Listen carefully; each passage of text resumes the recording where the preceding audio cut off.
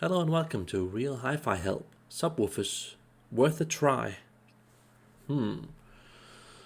Well, I think that I've actually changed my mind the past couple of years, simply because subwoofers have become a lot more intelligent, and you can get them now on so many more layers. And yeah, if you've got speakers that are on the level of like a ProAC bottom class speaker, or Verity bottom class speaker, or like I don't know, monitor audio, Canton, stuff like this that I'm pointing to. That's usually the more analytical, clinical, perhaps a bit more plingy type of sound.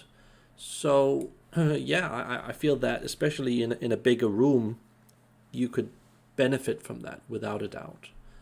Um,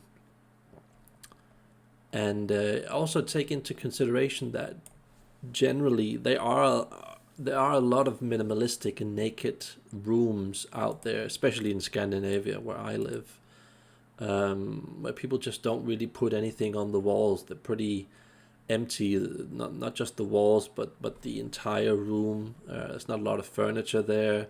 There's a lot of glass surfaces here and there, and sometimes people don't even bother with curtains or whatever.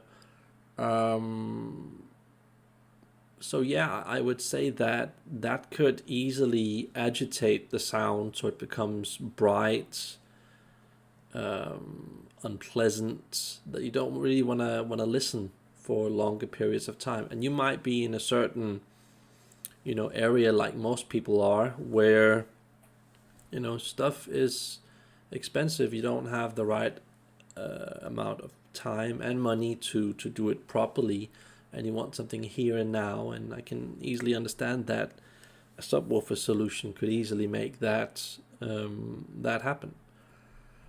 I just want to tell people that once you start on this path, you are going further away from the max potential of the signature, the integration, the full balance of the sound, over to a more generalized sound, like DSD files, the DSP room correction, EQ, which is equalizer.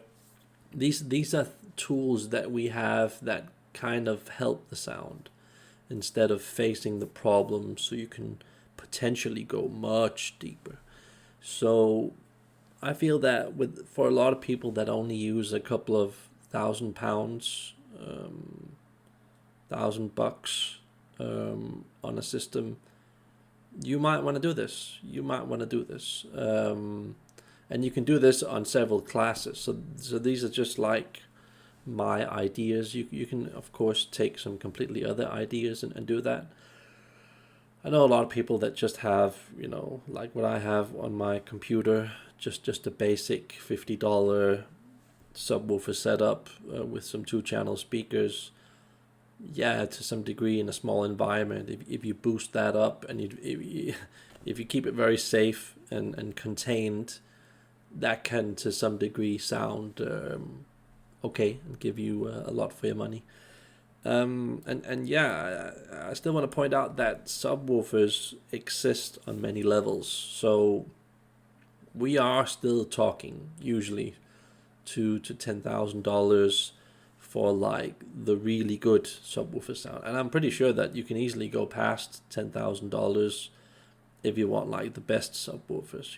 So there are a lot of different classes, and I just generally recommend $2,000 upwards, because that's going to give you so much more layering, many more gears, whereas usually the cheaper ones just go vull, vull, vull, vull, with the bass.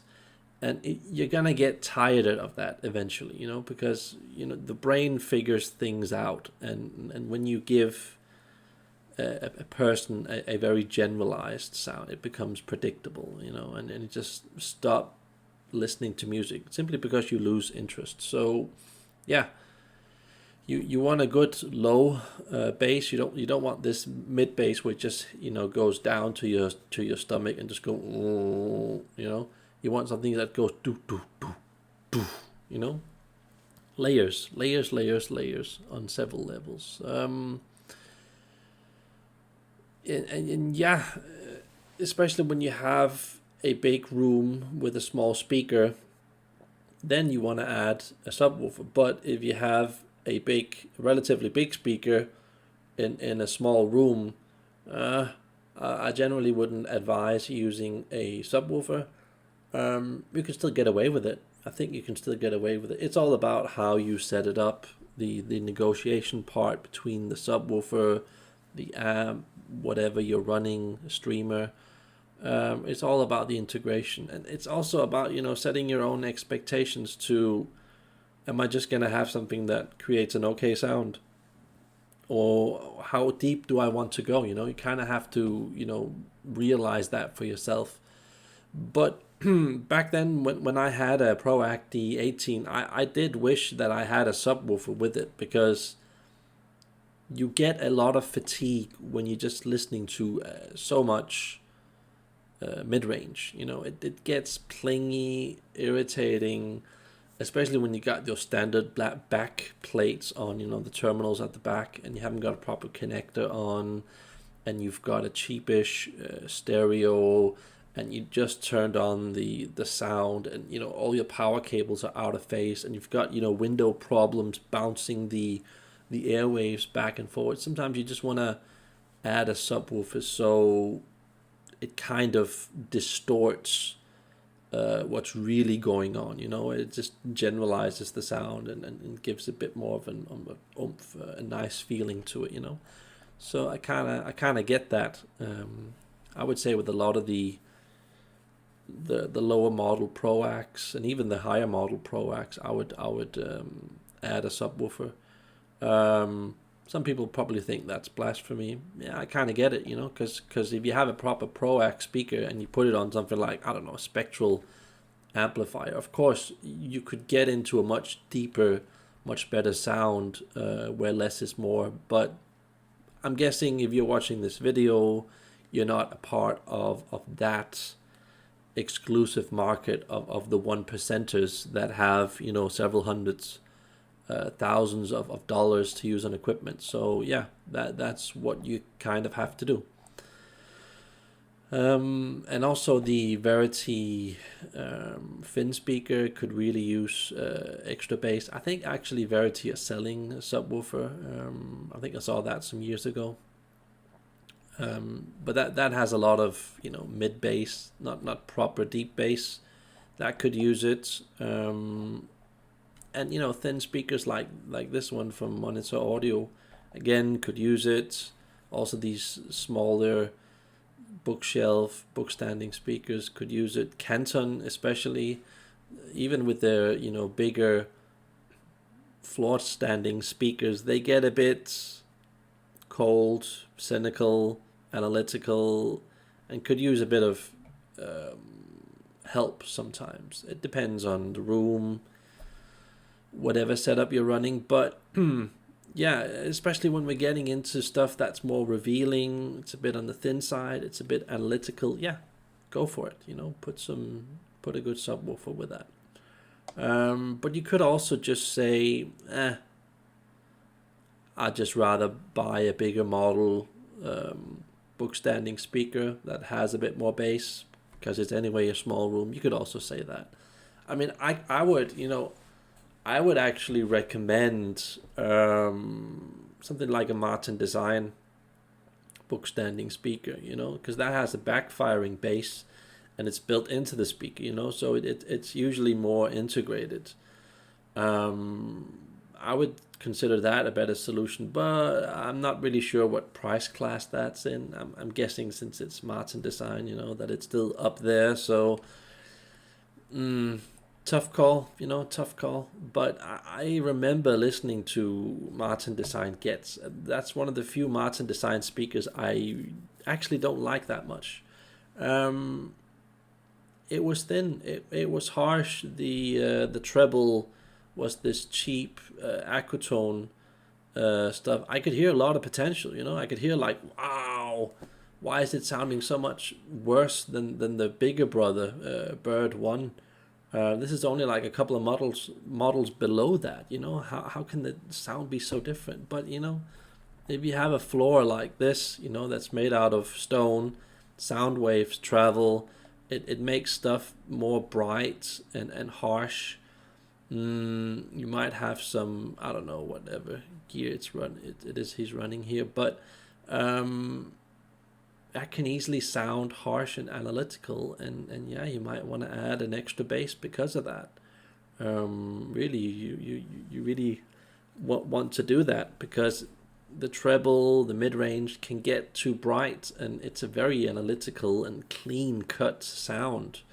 So even with this size of speaker, I would still add a bass kind of to hide the mid-range and treble a bit, so you get a bit more of a solid sound. It could actually create a very good combination. But yeah, if you start collecting speakers like the Daily 8008 model, those are really crap speakers. I haven't made a review of that yet, because I have actually owned a set of speakers like that. They must be like 30 years old at least, those speakers. But those were horrible speakers, absolutely horrible. I doubt that you could hide all the errors with even a good subwoofer or decent subwoofer.